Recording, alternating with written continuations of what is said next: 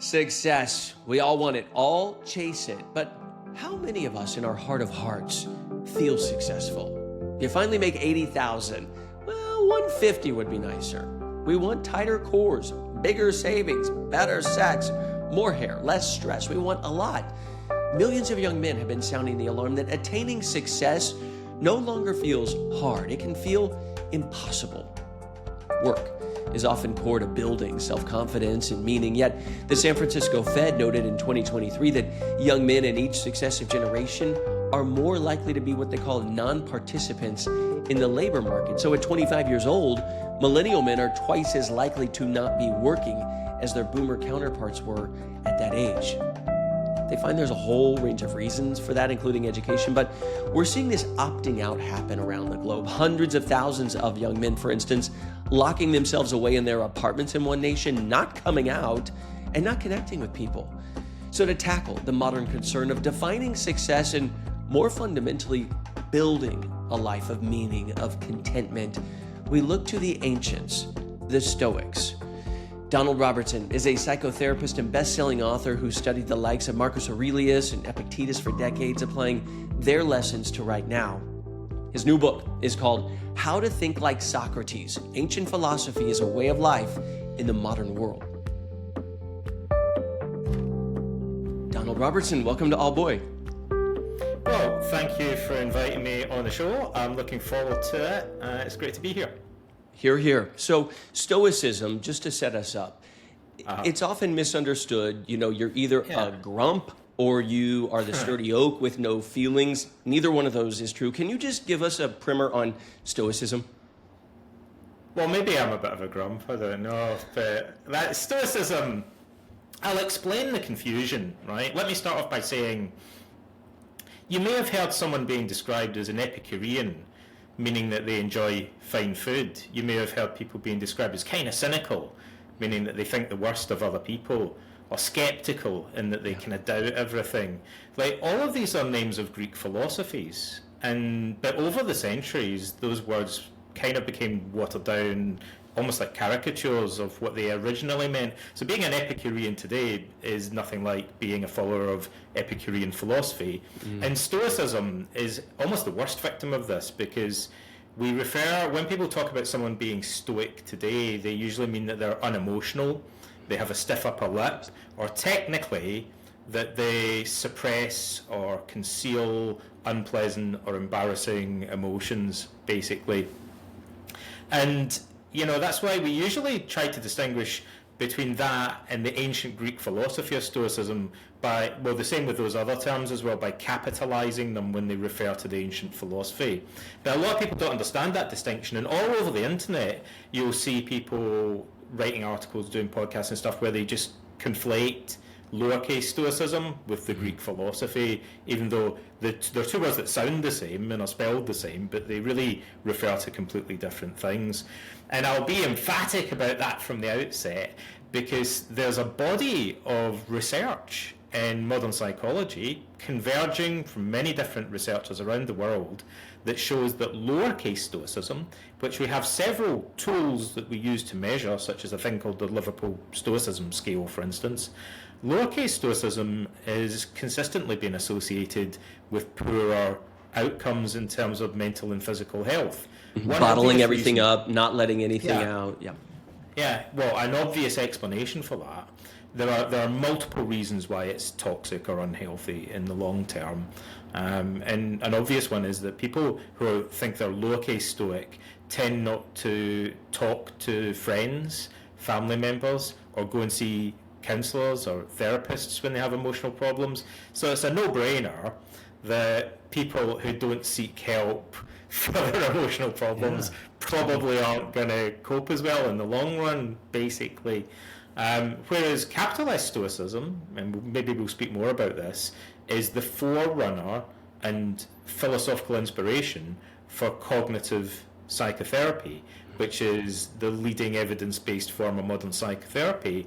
So, in short, lowercase Stoicism is associated with something that's bad for your mental health, whereas capitalist stoicism is associated with something that's good for your mental health. So you really wouldn't want to mix them up. That could be disastrous. And yet that happens every day all over the internet. So we'll launch in our discussion, I think, into educating people about what the difference might be between these two things, and what the benefits of ancient stoicism might be. Yeah, how to incorporate it. So let's get right into it then. For starters here, adversity in Stoicism, capital S, is not a bad thing necessarily. In fact, they think it could be quite good sometimes. Yeah. What would life be like if we never had any setbacks or any adversity? I think we'd all die of boredom for a start. Like, we kind of need to have setbacks. We need, pressure. We need external stressors in order to grow or develop as human beings. The Stoics say it's difficult to imagine how someone could develop the character traits that we all admire: strength of character, courage, integrity, self-discipline, unless there were some kind of struggles, difficulties that they had to encounter along the way. That's what life is all about, basically.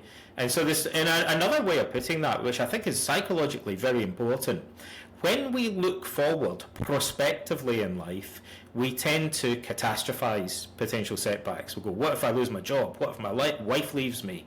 That would be a disaster. What if I fail this exam? That would be catastrophic.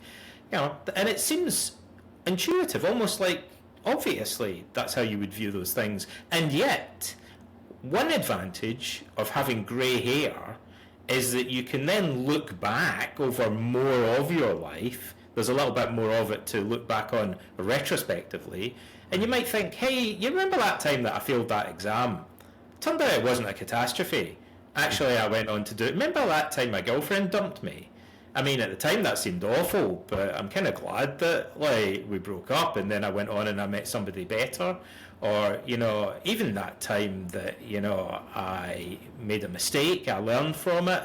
Looking back retrospectively, it's much easier for us to see the benefits of adversity. When we meet adversity, instinctually, we can kind of panic. We can have anxiety. You write about this, of how sometimes we think, oh no, I'm gaining control by causing more anxiety. But that's different than thinking, okay, what could happen? Premeditate some difficulties and then think about how you'll deal with them, right? I think you're touching on a very important question, which is, what's the difference between preparing in advance for things that might go wrong and just freaking out and worrying about them? Are there good and bad? The way you might sometimes frame it is it possible that there are good and bad versions of worrying? And what would the difference between them be? I think it's very interesting because some of the most effective techniques in the field of modern evidence-based psychotherapy, i.e., known to be effective techniques, involve visualizing repeatedly and for prolonged periods stuff that could go wrong, like adversity or catastrophes. Imagining your girlfriend leaving you or losing your job or making a mistake in public or something like that. So exposing ourselves in imagination to those things for 10, 15, 20, 30 minutes over and over again seems to be helpful. So why then is it not helpful to dwell on these things and worry about them? There must be two different ways of thinking about future adversity. Like I said, there's healthy and unhealthy versions of Stoicism. Maybe, there's good and bad ways of thinking about the future. And so there are clues, generally speaking, when we're in an anxious state. Let me emphasize something, because sometimes I think the most important things that we could tell people are so simple, like maybe people often don't see the wood for the trees, right? Mm-hmm. But in clinical practice, one of the most important insights that you could give anyone is that your brain has different states, and it functions differently when you're anxious or angry or depressed. Just the same as if you just drank a bottle of whiskey, you might say, maybe I shouldn't get on my motorbike right now. I'll wait until I sober up. Mm-hmm. Right? I shouldn't be operating heavy machinery right now. Well, in the same way, when you're highly anxious, maybe you're not in a great state of mind to solve complex and nuanced interpersonal problems, like, and plan how you're going to deal with future adversity. Because anxiety, like having drunk a bottle of whiskey, like your body's intoxicated by adrenaline and other stress hormones, it introduces lots of cognitive biases. So when we're anxious, we naturally tend to overestimate risk. We tend to focus on the worst case scenario. We tend to underestimate our coping ability. We tend to focus selectively on possible signs of danger and ignore potential resources or signs of safety. We ain't thinking straight, basically. Like, Impaired. Yeah. And so you might say, maybe I should wait until my anxiety has somewhat abated before I begin to plan how I'm going to cope with a problem. So that's one difference. But, you know, there may be other differences in, you know, for example, when we worry pathologically, we usually lose our sense of the here and now. We become focused on the future, and we kind of lose sight. The phone might even ring and you wouldn't notice if you're worrying pathologically about something. Time flies past. They say time flies when you're having fun, right?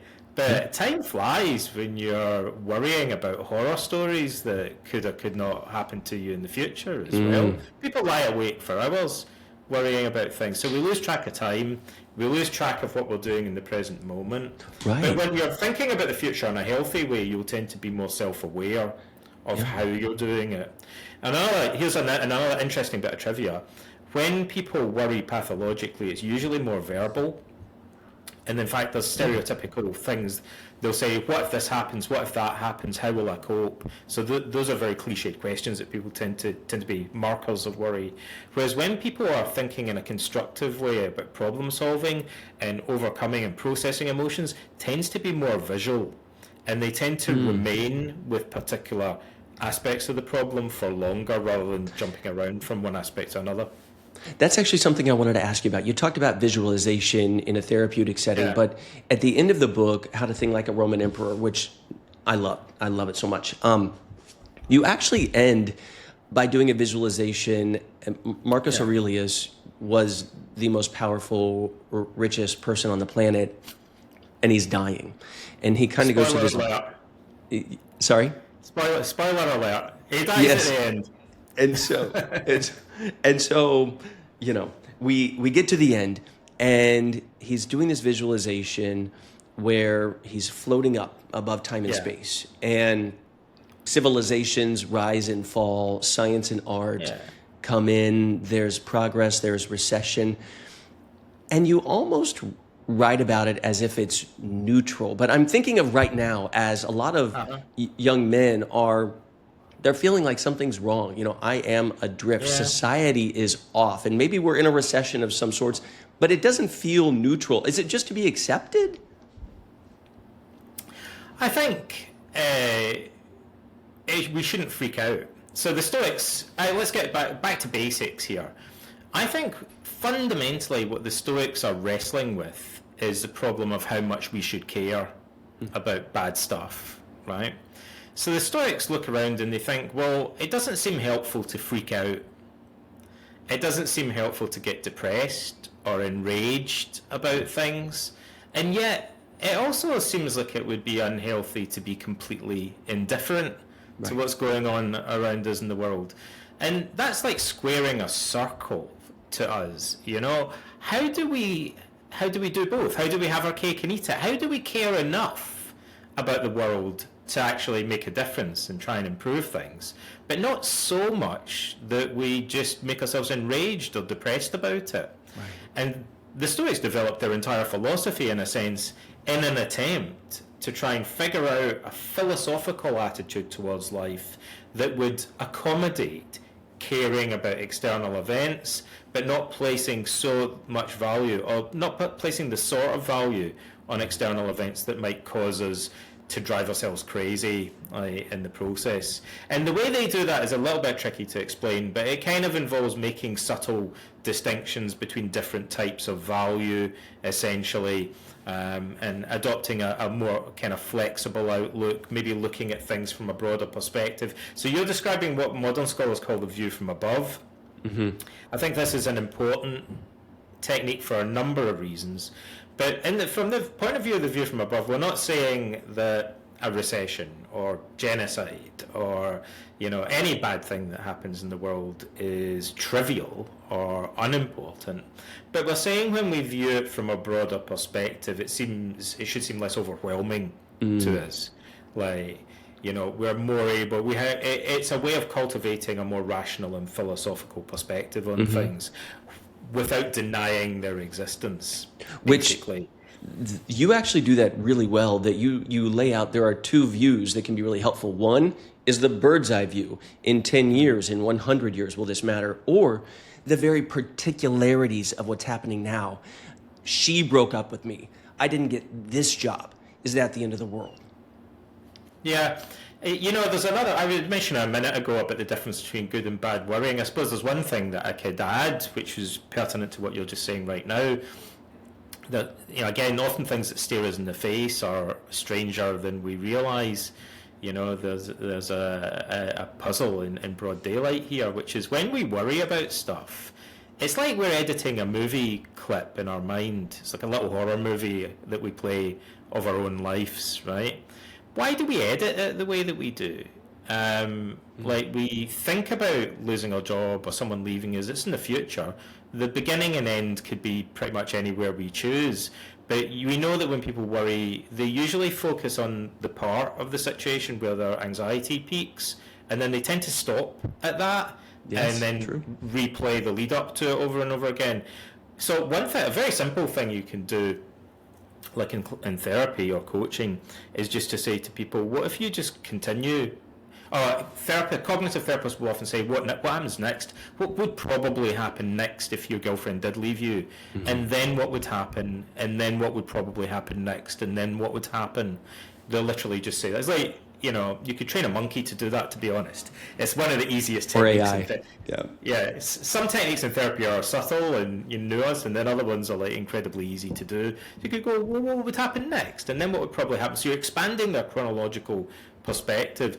And usually people are forced then to think about how they would develop coping strategies, how they would engage in problem solving, how they would move forward, to realize that some catastrophes are not normally, permanently catastrophic, that usually you move on from them.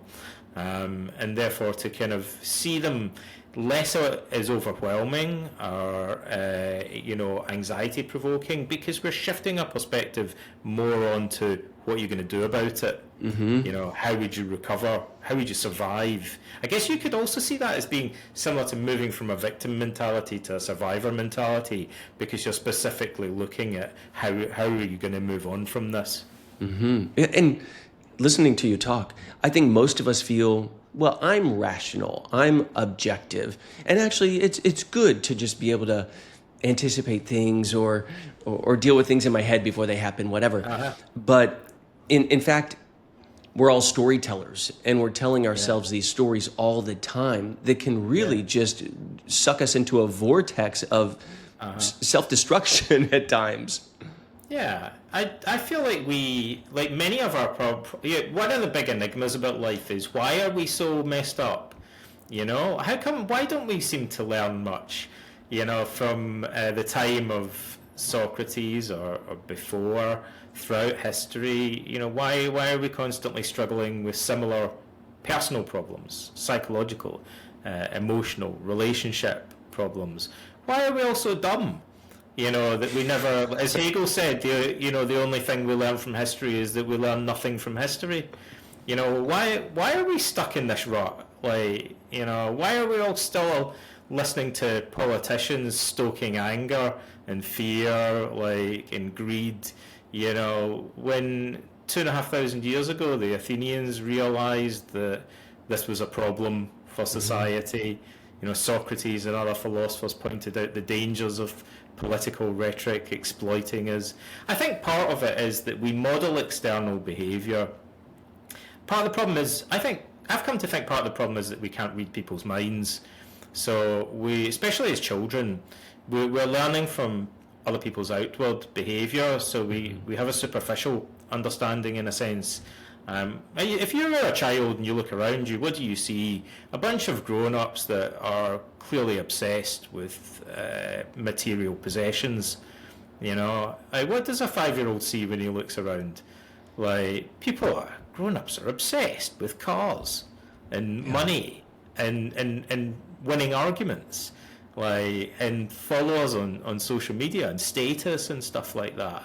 You know, of course you're going to, generation after generation after generation, end up being brainwashed into accepting a bunch of superficial, materialistic, hedonistic values, celebrity culture, consumerism, and generation after generation after generation, if you're lucky, at some point you have a wake-up call and think, maybe this is all BS. You know, maybe none of this stuff is really particularly fulfilling. And it's not really what life is about. The Stoics thought we have the capacity for reason within us, and if we simply follow that to its natural conclusion, our own brain, our own capacity for reason, like, if we use it properly, should tell us that something is wrong here. Like, there's a smoke and mirrors game going on around us throughout history, whereby we get duped into thinking that having the biggest house or having the biggest following or reputation is what it's all about. And then the thing that usually wakes people up is death. You know, I mean, if you're lucky, you might have a brush with death earlier in life. Like, if you're unlucky, you might blissfully go through life and then on your deathbed sit there, look back on it all and think, maybe I was completely wrong about what the point of all of this was. But it's too late then, right?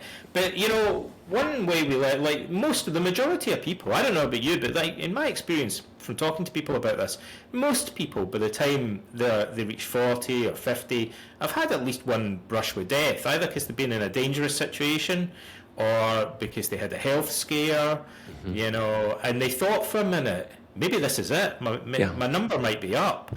And then often we talked about retrospectively setbacks. Looking back on it, often people will say, you know, one of the most valuable things that ever happened to me was that time when I thought maybe my number was up. You know, maybe I was rock climbing and I thought I was going to fall, or I was swimming and I thought I was going to drown for a minute, or, you know, I thought we were going to crash, or I had a health scare and I thought my number was up. You know, and it was a horrible thing. I wouldn't wish it on anyone, but looking back, it made me the guy that I am today, many people will say.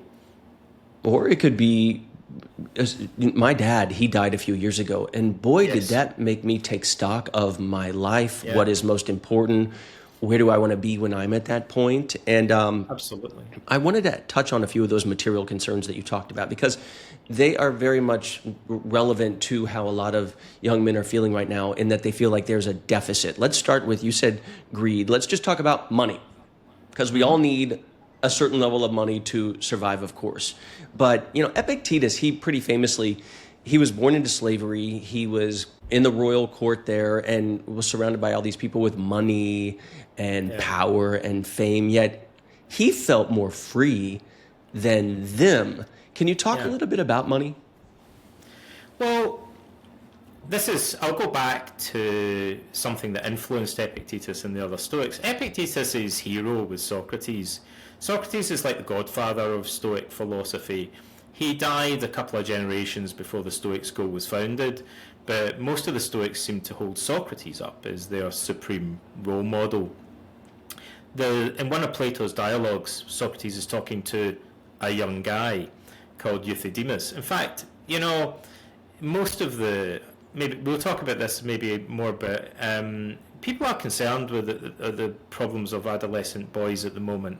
Adolescent boys were preyed upon in the ancient world by men who were like self-improvement gurus, called the sophists. Most of their followers students were 15, 16, 17-year-old boys, and the sophists leaned into exploiting their anxiety about becoming adult men, their insecurities about masculinity. The sophists would say, you guys aren't manly enough, you're effeminate. If you want to be real men, you need to be strong. And the strongest men around are tyrants, dictators. Like, if you have real strength, you'll ignore what the weak and the many who are inferior to you say about justice, and you'll make your own laws. Like, the law of nature is might is right, and by nature the strong take what they want from the weak, and they aren't cowed into submission by popular morality. That's what the sophists used to say to these young guys. So you need to be manly, strong, independent. They sneered at the majority of people whom they saw as inferior to them. Like, they were basically saying, you guys need to be alpha males. Bro culture. Take what you want. Like, you need to learn to be able to manipulate other people to get what you want. You need to be cynical with a small c. I'm amazed how similar their rhetoric was, to what we find on the internet today. Like, nothing has changed in a way. If you want to make a lot of money from adolescent boys, of course, playing on their insecurities about being real men has always been like an easy way to do that. It's the same in ancient Greece as it was today. Socrates really attempted to challenge that. So, for instance, he was talking to Euthydemus. He's often talking to these young boys and trying to save them from the influence of the sophists in many cases. Socrates says to Euthydemus, I'll paraphrase slightly his argument. He says, what's the goal of life? What constitutes human flourishing? So one of the main things about Socrates, and this is an odd thing I can't fully explain, but again, it's a simple observation. Socrates used to go for the jugular. Like, he would ask people about the most important things in life. He said, that's what I'm doing. I'm asking people about the most important things in life. It's strange that although we're drowning in self-improvement content today, we're exposed to far more self-improvement content than any previous generations ever were. Like, we drink from a veritable fire hose of self-help stuff, like, online now. And yet, at the same time, first of all, it's not really helping people that much. And secondly, often it seems like nobody is really discussing some of the most fundamental questions in life. It's a lot of the self-help, self-improvement stuff we consume seems like a kind of distraction from the big questions. So Socrates would say, what is the goal of life? What is, these guys today, self-improvement gurus are all teaching people how to be more successful. Socrates would say, oh, hold on a minute, hold your horses, buddy. How do you define success in the first place? So he asks Euthydemus this hard question. Whoa, back up, buddy. How are we defining success here? What is the goal? Like, before we even get into how do you get there, what is it? As Seneca famously said, if you don't know to which port you're sailing, then no winds are favourable. Like, you're just going to go round in circles, like, unless you know what it is that you're actually trying to achieve. So Socrates says we have to ask this question. So Euthydemus, usually the questions that Socrates asked, people thought they already knew the answer to. So Euthydemus says, well, this is a dumb question, Socrates, you jerk. Like, you ask a lot. You're like some kind of ignorant yokel with these questions. What's flourishing? What's the goal of life? It's having a lot of money. It's having status. It's being a big man around town. Yeah, it's like owning a lot of slaves, being handsome, being fit, being powerful. All that, everyone knows that's what the goal of life consists in. And Socrates said that's a good answer. However, let's take these things one at a time. He said, what about wealth is the easiest example, funnily enough. It was considered so in ancient philosophy. Socrates said, I can see how if you got a big pile of money and you gave it to somebody who was wise and virtuous, that would allow them to do more wise and virtuous stuff in life with all that money, wouldn't it? That would seem like a good thing. But hang on a minute. What would happen if you took that big pile of money and gave it to somebody who was foolish and vicious, wouldn't it allow them just to do more foolish and vicious stuff? And in fact, isn't money more of an external advantage? Or you could say it provides an opportunity to control or influence your environment. And whether that's good or bad would depend on how you use the money. I mean, I guess you could use it to buy a load of crack cocaine, or the Greeks would say unmixed wine. You could blow it on coke and hookers, as Socrates would say, like, to paraphrase him slightly. You could gamble it all away. You could use it in ways that were maybe foolish, maybe vicious, or unhealthy. So he says to Euthydemus, is it not how you use it that matters? And therefore, really, isn't it a kind of wisdom that's the key thing here? Maybe, therefore, the goal of life and human flourishing consists in having the sort of wisdom that would tell you how to use money well rather than use it badly. And a lot of people hear that and think, yes, but it's funny how the philosophers always end up on being a philosopher and being focused on wisdom is the ideal, But point taken. How about work? How do they think about work? Because right now, for instance, I looked up this number here. In South Korea, Stanford Social Innovation Review, hundreds of thousands of young men are just sitting alone, locked in their apartments. They're kind of opting out in a way. It's happening in other countries too. Here in the U.S., young men are less likely to be working than their older counterparts. What is the value of work and I guess just basically connection too? Right. Well, work sets us free, in a sense. Like, if we can choose the type of work that we do, really the fundamental question, I suppose building on what I just said, is that there are two, psychologically, in a sense, there are two reasons that people do things in general. Again, you could say at a sort of meta level. People do things because they're trying to achieve some sort of external outcome. Like, I want to make $1 million. I want to get a particular job. I want to write a best-selling book. I want to pass this exam.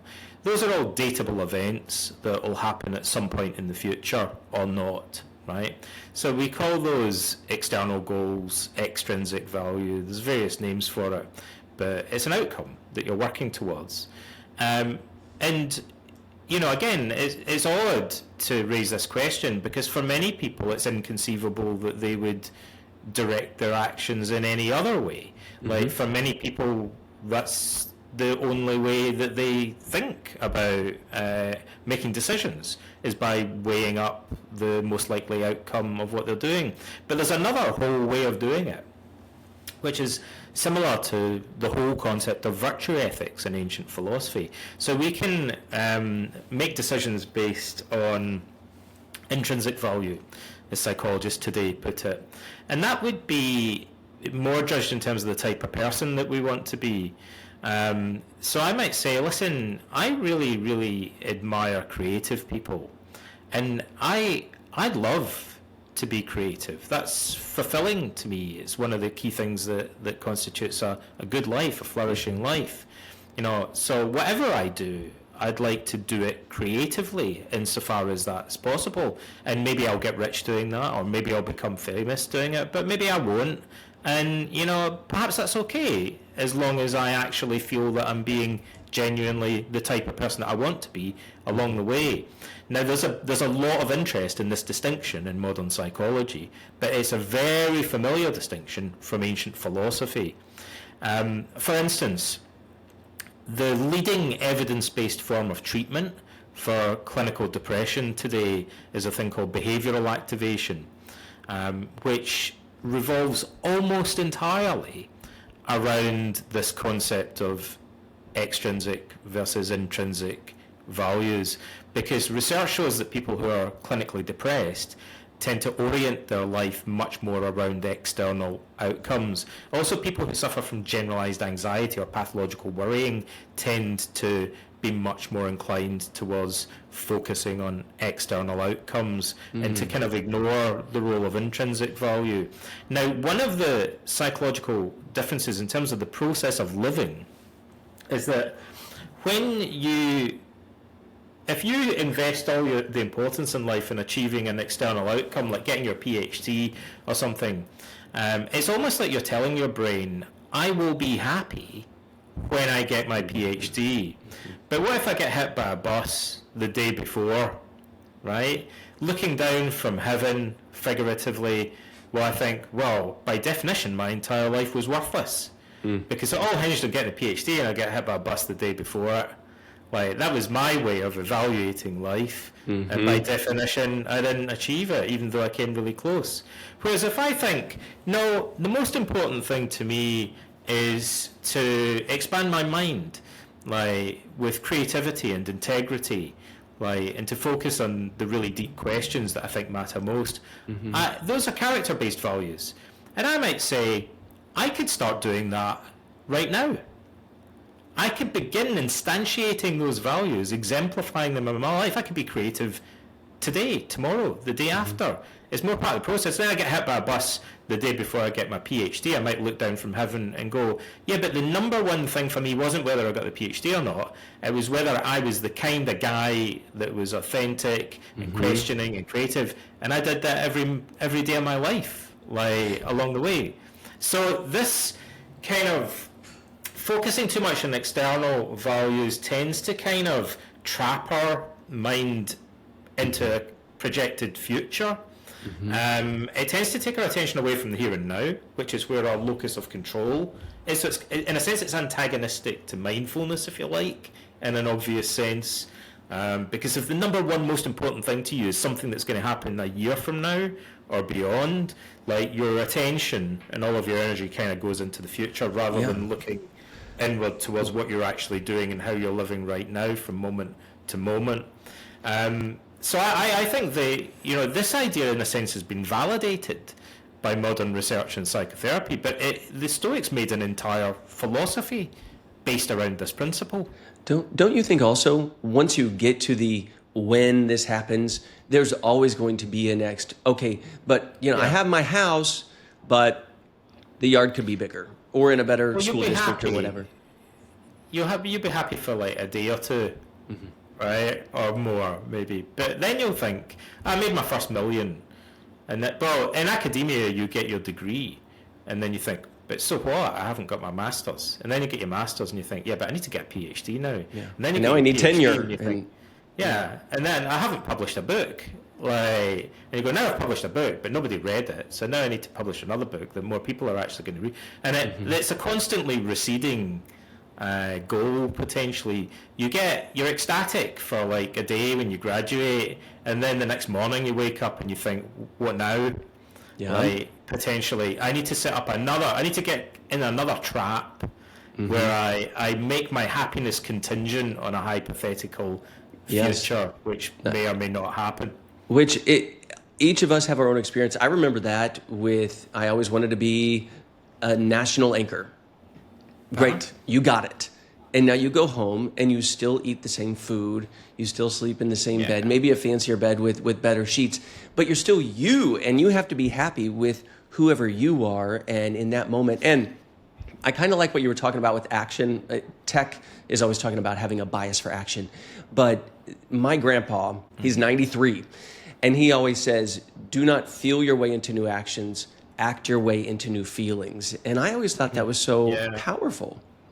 Yeah, he's right. Actually, that's very similar to one of the basic principles in modern behavioral psychology and behavior therapy, that we talk actually in kind of more technical jargon about decoupling action from feelings, because it's like you can do lots of different therapy techniques and strategies with clients, but again, this comes back to almost a kind of meta level. Like, what's underlying all of that is that many people simply assume that if you feel angry, then you need to punch somebody, or if you feel anxious, you need to run out the room, or if you feel depressed, you need to lie in bed all day and you can't go to the gym or go out and do things that you used to enjoy. So many people instinctively almost have this premise or assumption that their actions should be guided by their feelings, and now they'll say, I can't help it, it's how I feel, but they're mistaken. And other people don't share that premise. Like, other people think, so what if I'm depressed? I can still go to the gym anyway. Like, so what if I'm anxious? It doesn't mean that I have to run out the door. I could hang around, even though I'm anxious, like feel the fear and do it anyway. Even if I'm angry, like, I can keep quiet. I don't have to insult people or lash out. I control my arms and legs for sure.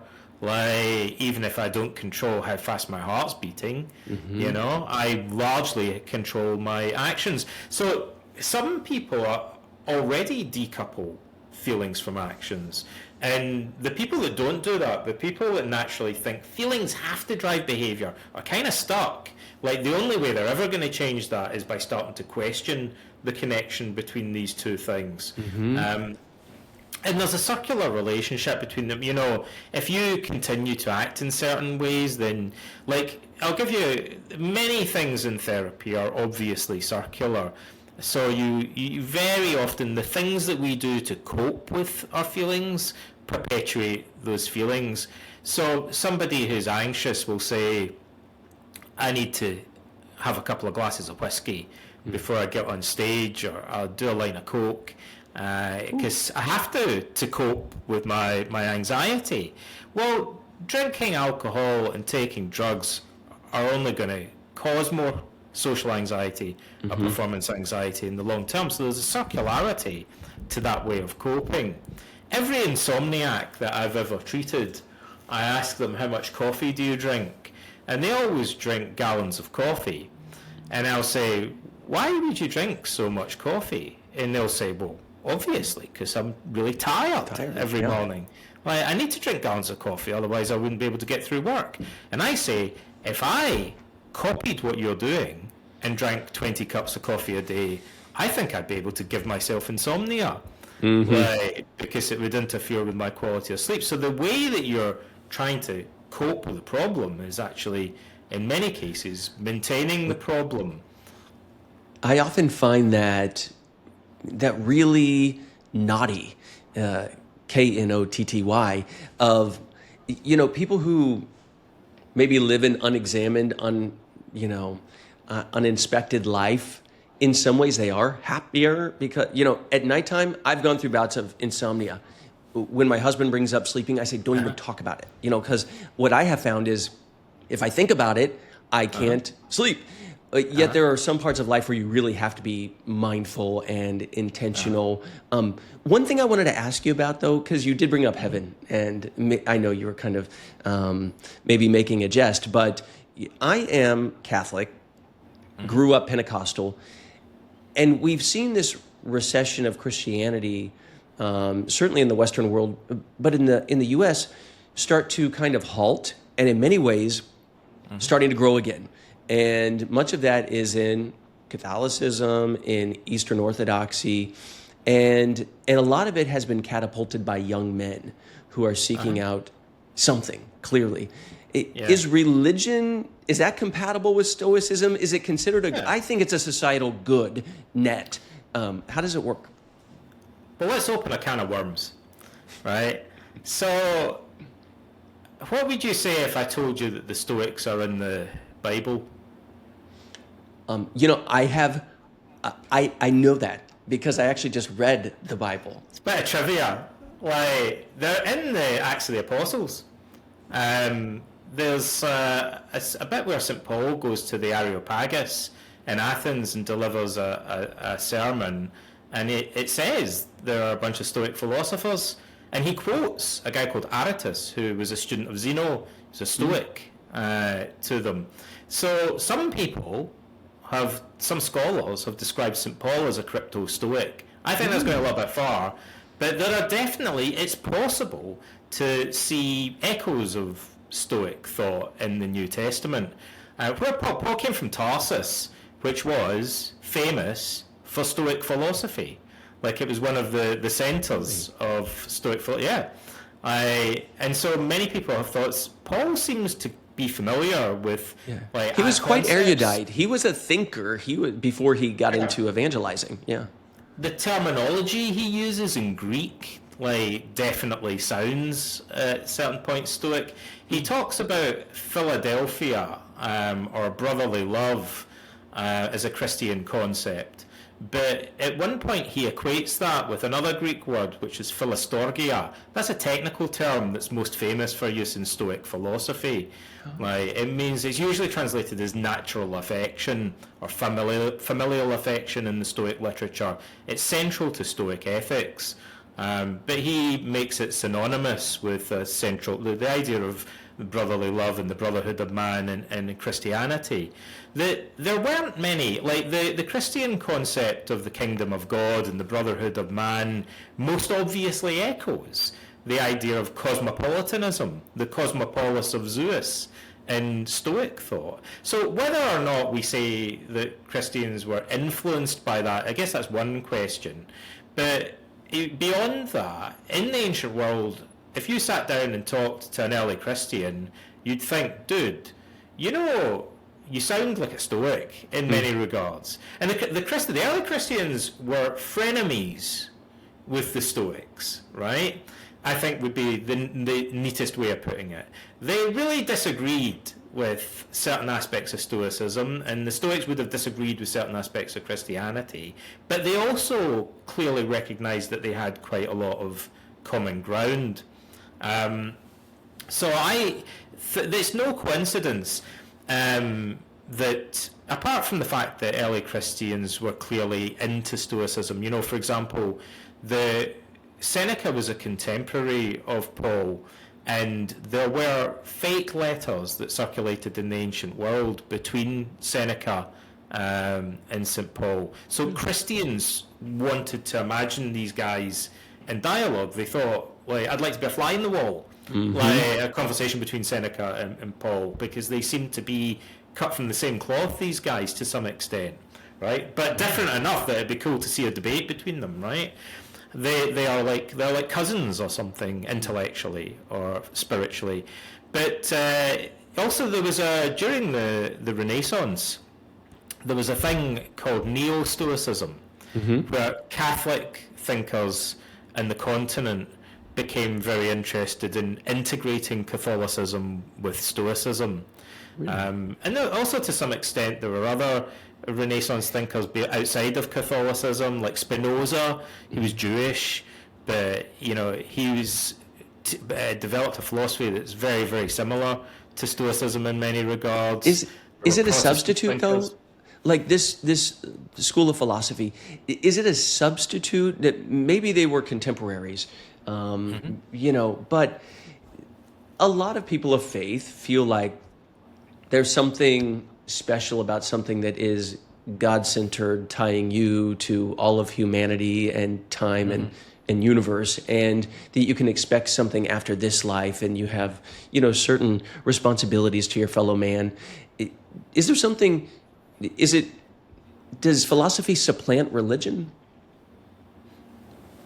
It can. I mean, I guess we can answer that in different ways. Does it or can it? In what sense? Should it? I guess these are different questions. Should it morally supplant it? Psychologically, does it supplant it? Historically, should it supplant it? Well, I guess I would describe myself as an agnostic. I'm very interested in religion. I have a lot of respect for religion. I spent many years reading and studying different religious texts, but I see myself as kind of valuing the Bhagavad Gita as much as I value the New Testament. I think there's a lot of cool things in the Bible. There's a lot of cool things in the Tao Te Ching and the Bhagavad Gita and the Gnostic scriptures as well.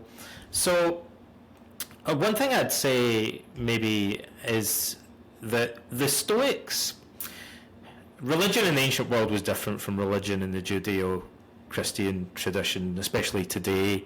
Like Greek and Roman religion served a slightly different function. So you might say, were the ancient Stoics religious? And the answer to that would be a big fat yes and no, right?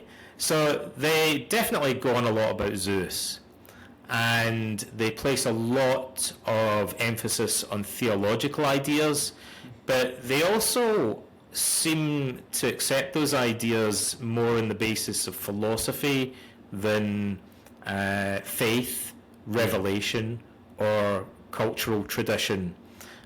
So the Stoics, like Marcus Aurelius, believed emphatically in a provident deity. You know, in many ways, his belief in God is quite similar. His Zeus is pretty similar to the Christian God, you know, and unlike the Zeus of Greek mythology, basically. But for him, it's not a leap of faith. It's the conclusion of a set of philosophical arguments. I mean, for example, the ancient Stoics really believed in the argument from design, you know. But to me, that makes their attitude a little bit different, because it's almost like belief in God is a bit more like a hypothesis. So Marcus Aurelius would say, I really passionately believe in a provident God, but I might be wrong. Right, I believe in it because of these arguments, right? So I think there's a qualitative difference there. There were also, at one point, cryptically, mysteriously, in the generation after Zeno, one of his students, a guy called Aristoteles, formed another branch of Stoicism which said that the concept of God was completely unknowable, and the study of theology was useless and completely pointless. And he thought you just need to study ethics, as many other ancient philosophers did. So it's debatable, but to me he broadly sounds pretty agnostic. Yeah. Right? So, and he had the biggest following. So at one point the majority of Stoics perhaps were actually agnostic. And then they kind of went back again to mainly believing in a kind of provident God that's a bit like the Christian God.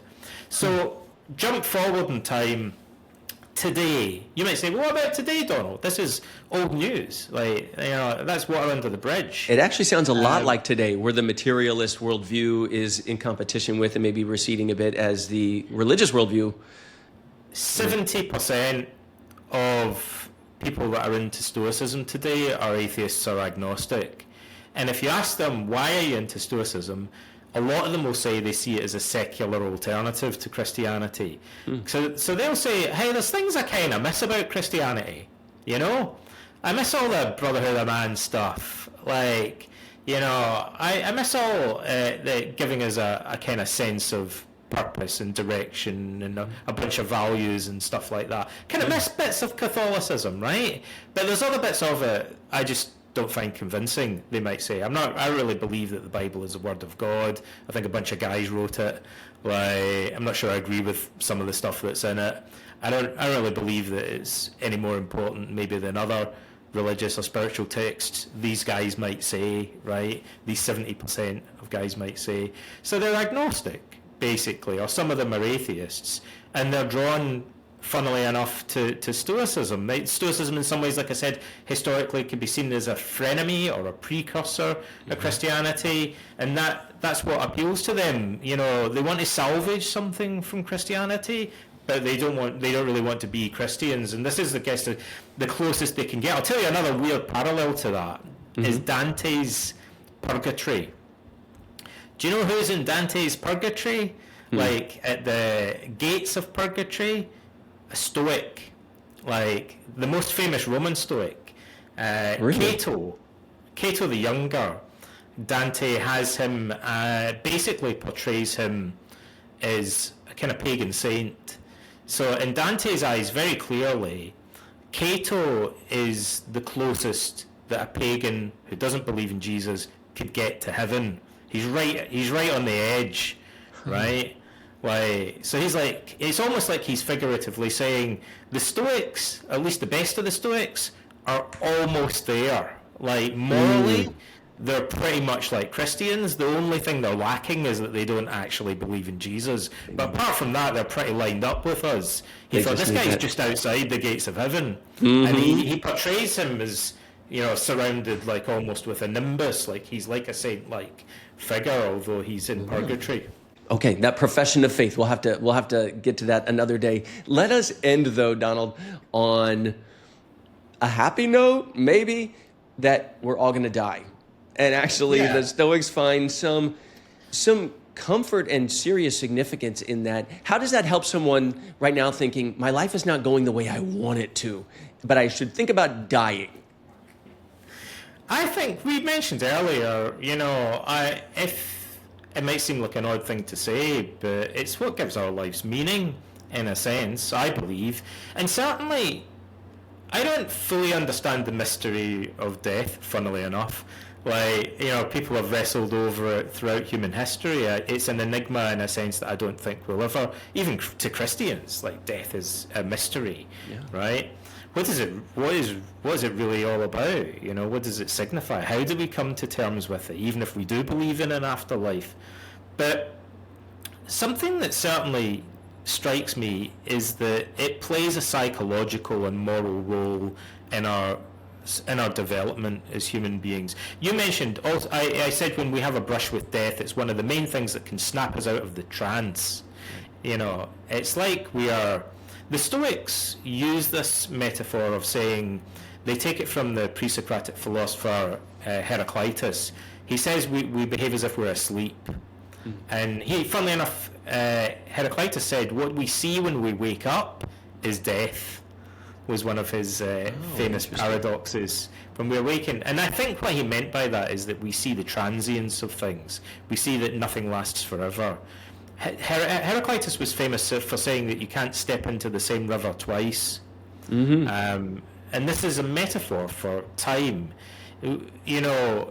He's like a Western Buddhist. The Buddhists have this doctrine of anicca, or impermanence. But the Greeks had essentially the same concept. They just called it pantare. It means everything flows like a river. And so Heraclitus, I think he means that when we awaken, we see impermanence. We realize, that fame and wealth and reputation are transient things, and we view them from a broader perspective. Even control is an illusion, really.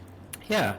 So I think death, a brush with death ourselves, or bereavement, if we lose someone and it really shatters our illusions and makes us think about our own mortality, that can snap us out of the trance that Heraclitus describes it and make us wake up. I think Christians, the Stoics actually use the word epistrophe, which is the Greek word that's used, gets translated into English as conversion.